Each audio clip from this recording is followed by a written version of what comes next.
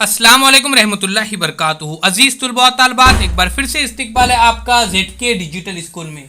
आज हम देखेंगे जमात 5वीं मजमून उर्दू और ब्रिज कोर्स का प्यारे बच्चों पहला दिन। उससे पहले चैनल को सब्सक्राइब कीजिए, बेल आइकॉन के बटन को प्रेस कीजिए, लाइक कीजिए, शेयर कीजिए, कमेंट्स बॉक्स में अपने कमेंट्स ज़रूर दीजिए। प्यारे बच्चों, यहाँ पर एक पैराग्राफ दिया गया है। सवाल नंबर 1, मंदज़िल इक्तिबास पढ़कर सवालात के जवाबात लिखिए। मोर हमारा कौमी परिंदा है। ये आम तौर पर 4 फीट लंबा होता है। इसकी गर्दन लंबी और रंग गहरा सुनहरा और चमकदार होता है। बरसात में जब बादल आते हैं तो मोर अपनी लंबी दुम को पीछे की तरफ फैलाकर खुशी से नाचता है। ये सफ़ेद रंग का भी होता है। मोर के नाच का मंजर दिलकश होता है। मोर भारत के अलावा श्रीलंका और अफ्रीका में भी पाया जाता है।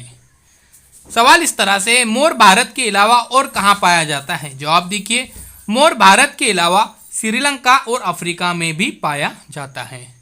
सवाल नंबर 2, आमतौर पर मोर कितने फीट लंबा होता है? जवाब, आमतौर पर मोर 4 फीट लंबा होता है। आगे देखते हैं प्यारे बच्चों। उससे पहले चैनल को सब्सक्राइब कीजिए, बेल आइकॉन के बटन को भी प्रेस कीजिए। खाली जगह पूरी कीजिए। मोर हमारा कौमी परिंदा है।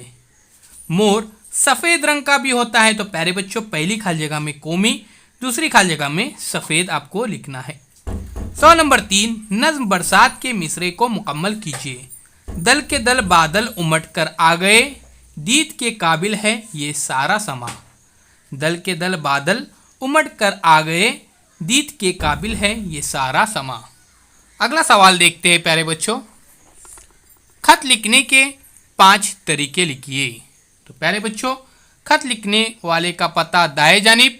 उसके बाद देखिए यहाँ पर अलकाब, तमहीद, नफ्स मजमून और इख्तितामिया जुमले।